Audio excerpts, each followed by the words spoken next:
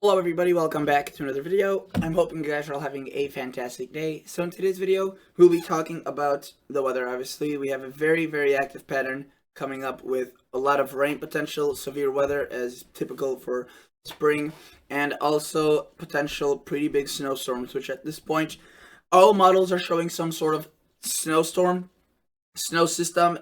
The place is varying, the strength is varying, and the timing is also varying. So a lot of details still have to be ironed out. But if you guys would like to, if you like these videos, like this channel, consider subscribing, consider liking the video if that obviously you enjoy this content. Otherwise, let's start talking about this weather. So this is the Gfs model, and I want to start off here as this is probably a well-known model. It's usually a bit of a underperformer, honestly. The European or the GFS parallel typically are better models. And look at this, right? So right now, we are very quiet, and that's a good thing. We do have a bit of showers and storms across Florida right now, and that is associated with that little system that brought snow, rain through the southwest, Colorado, Kansas, and then kind of dipped down through the Gulf Coast and towards Florida. Also, do notice that this does keep its way off the East Coast by a far margin. It's pretty far out there, doesn't even get close to the East Coast. And if you recall, several weeks ago, there was a chance that, or several days ago, that this could turn into some sort of a nor'easter. Again, that's most likely not going to happen, for the United States at least. Notice that as soon as that passes through, right, this vortex of cooler air across the northeast, I wouldn't even call it a vortex, just the chilly air mass gets shoved aside by very warm air, and we have a high pressure that's spinning clockwise, so it's pumping in Gulf of Mexico air into the United States. And look at that, the jet stream is also active, bringing lots of rain and precip into the west. So while we are very warm, that sets the stage for some pretty big systems. Okay, so this first one does bring snow into the Canadian provinces of Manitoba, Saskatchewan, and Ontario. But notice that it stays pretty far north of the United States, and this is into Tuesday, Wednesday. Very warm at this point for much of the eastern and south United States. But look at that, we have more systems moving on to the coast, including California, Southern California, the Southwest. So some relief there. And if you've been lacking snow across Canada because of that vortex that happened in February, just kept all the precip out of your area. Look at that. You finally get snow, and there could be some pretty good amounts. Look at that, though. By Wednesday, we see another system developing. Pretty weak, but with the warm air mass, precip quickly gets piled into the storm. We see some snow developing across, according to the GFS, Minnesota, right, Minneapolis, Wisconsin, and into Duluth. Really nothing too heavy, but you can see it does bring a bit of rain further into southeastern Canada and into the northeast United States. And look at that, it trails this cold front right here, right? And with the help of this system, that is another one kind of coming onto the coast, what we see is a development of a new storm.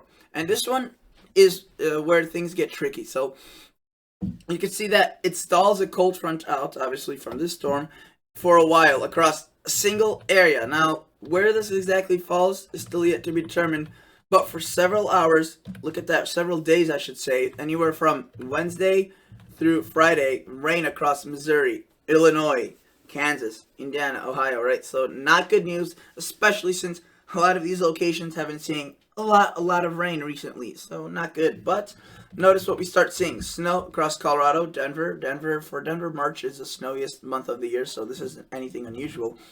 And notice, right, we see this start to develop a characteristic low pressure look. It's not like these little smaller systems, which these aren't like the snowstorms I'm referring to, really.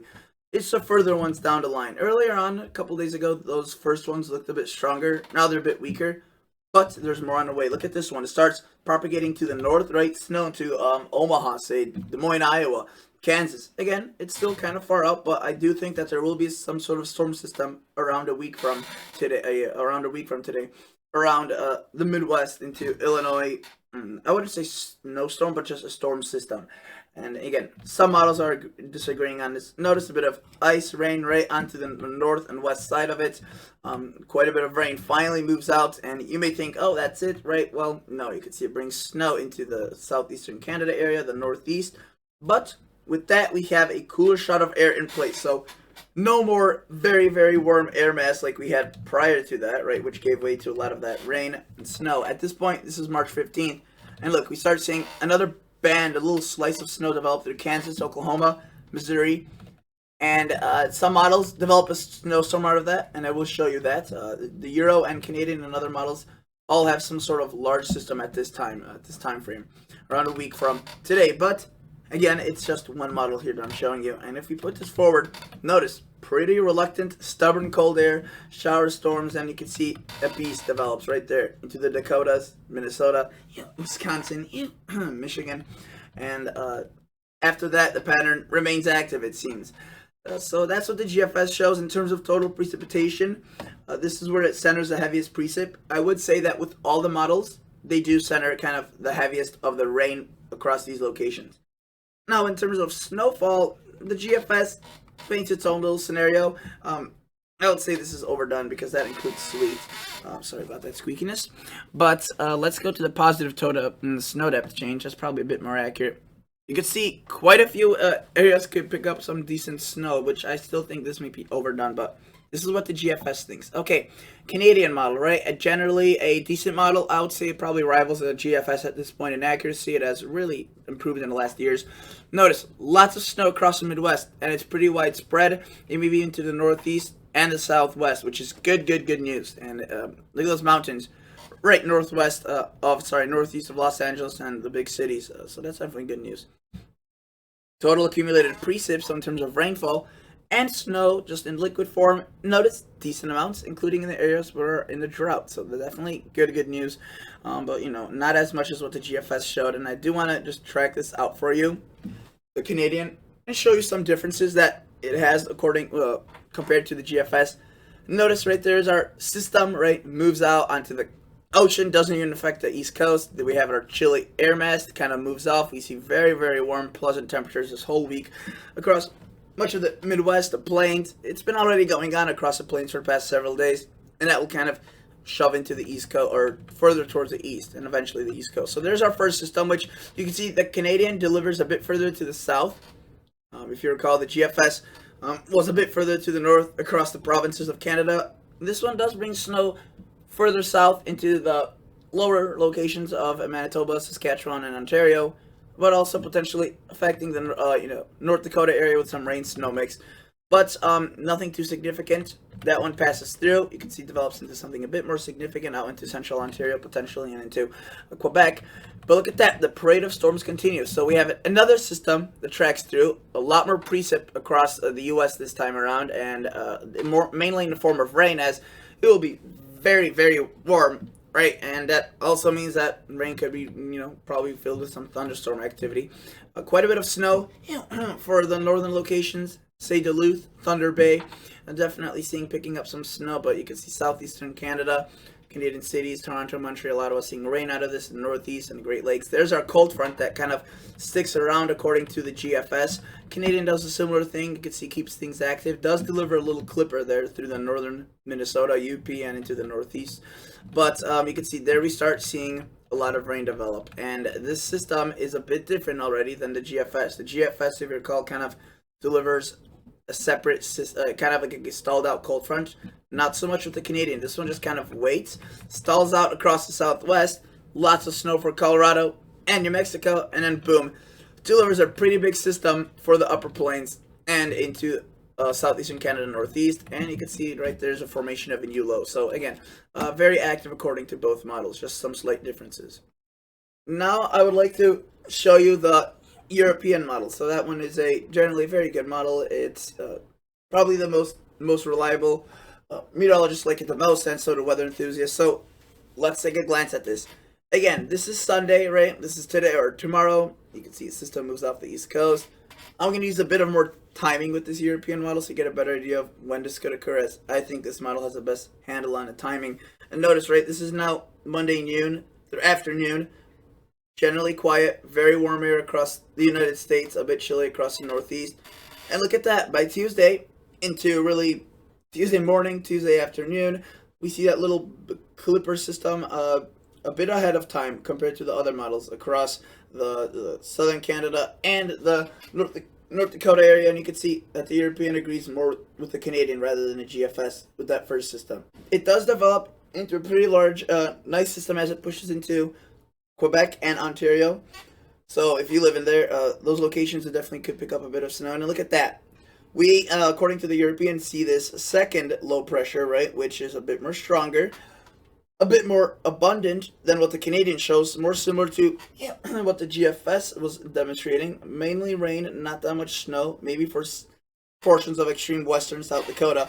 But look at that. Like the GFS, it kind of stalls out this cold front, and that is probably some pretty heavy rain, especially with the with the warm temperatures, so the buoyant air mass for torrential downpours. And look at that. As this moves across the U.S., it kind of stalls out across the Ohio Valley, a bit further to the south than what the GFS shows, but eventually it does get picked up by a system that moves on to the southwest. And look at that. Starts to deliver snow across Colorado, Wyoming. The rain gets shoved to the north, and look, just an absolute beast develops. And again, around that 200-hour time frame. The GFS, not as excited with this system. Does show a decent one.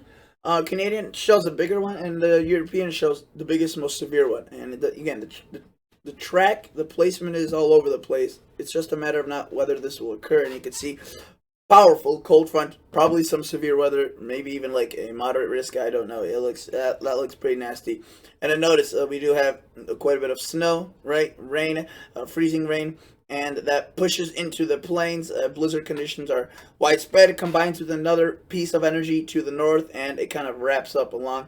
And potentially a new system developing across the Rockies after the system pulls away. So, yes, the European definitely keeps things active. If you're to take a look at the total snowfall, not much, right? Up until that system across the plains, the big one. Again, this is how much that first one could drop across Canada. Definitely not bad. And with the Kuchera, some of these amounts may be higher. Southwest picking up a bit of snow as well, so that's good news. Want to point that out. Nothing ridiculous, but definitely something they could take. And look at that. We get this system developing. Cities like Denver, could be seeing a foot and a half in the next couple of weeks. So definitely something to watch for. And just in terms of total precipitation, so in just all liquid, rain and snow, sleet of all forms, this is what it shows. You can see quite a bit, obviously, where that blizzard occurs, that system, and pretty generous across the southwest as well. Maybe a bit too generous across the hills where, some landslide, some flooding problems may be a concern. So that's what the GFS or European shows. I want to show you the last model, GFS version 16. Better than the GFS. Again, I've been advocating that it's been probably as accurate as the European, the best contender. And notice, right? So there we have it. Our little clipper delivers it further to the north, similar to what the GFS does. Makes sense. They're in the same family. And notice that it does deliver quite a bit of snow there. Look at that secondary storm, right? The GFS version 16 keeps it a bit stronger. Shows more snow across the Dakotas. The European and Canadian, and really the GFS don't show as much, but it does show rain and that stalled out cold front, which stalls out further to the north, similar to what the GFS shows. But again, like all the models, it does end up developing a system around the next week time frame, next weekend. And look at that, very heavy snow, heavy rain, nasty cold front, combines with the northern piece of energy, and this thing develops into a huge, in terms of mileage, just a massive system. And it's you can see there's our first bunch, and you can see there's kind of a second bunch. The rain sticks around. We get a bit of a cooler pattern again starting to take shape, but the pattern remains active. Look at that, potentially some sort of storm across the northeast. Another beast across the plains. So if you live across the Dakotas and haven't been seeing much snow this year, which you really haven't, again, models like the GFS version 16, and really a lot of them show a lot of snow. So this is snowfall just through 240 hours, which is really not that far out. You can see it shows this much snow. That's quite a bit. That's around a week from now. A bit more. And obviously, with that blizzard, if that were to occur, very heavy snow here, decent amounts up there, and then with that system in the next couple of days, Tuesday into Wednesday across Canada, decent amounts as well. Southwest also picking up quite a bit of precipitation in terms of the total quantitative forecast. You could see we definitely see a lot of rain. The only areas that kind of won't be seeing a lot of rain are potentially the plains up here if some of those systems glide past you. But with the recent model trends, it looks as if you will be. And look, for a while, the southeast doesn't pick up on any rain, but eventually does fill in. I mean, almost every place will be getting rain, even the southwest. So that's good news, as they need that the most. Okay, and that's basically it. I just wanted to show you guys what the models are showing. Definitely an exciting pattern for those that like this type of weather. I do want to show you the European temperature forecast through Sunday, Saturday, right? Look at that. This is tomorrow during the day. Very warm. This is now Monday during the day. Look at that. Even warmer. Getting to the northeast. This is Tuesday during the day. Getting downright hot across the southeast and really just the south. It's more of the central south, not really the southeast. And but mainly just pleasant temperatures, right? And as we push into Wednesday, you can see the overnight. You could see we start seeing this kind of end across the plains. Cooler temperatures. This gets shoved to the side, and by Thursday, it kind of reaches the Missouri area, Kansas, Illinois, south of Chicago, Detroit area. Still warm, but not as warm over here. And at this point, the temperatures are very potentially hot across Florida. And then notice that by Friday, pushed even further to the south.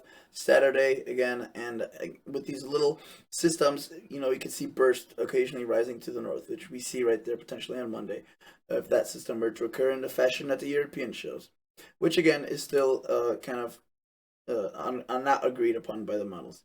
Okay, I was gonna show you the ensembles, but for the sake of time, I won't. There's a lot of models that show different things. Some track big systems across the Midwest and upper plains, like these main models I showed you. Some further to the south, and some even show systems across the Northeast.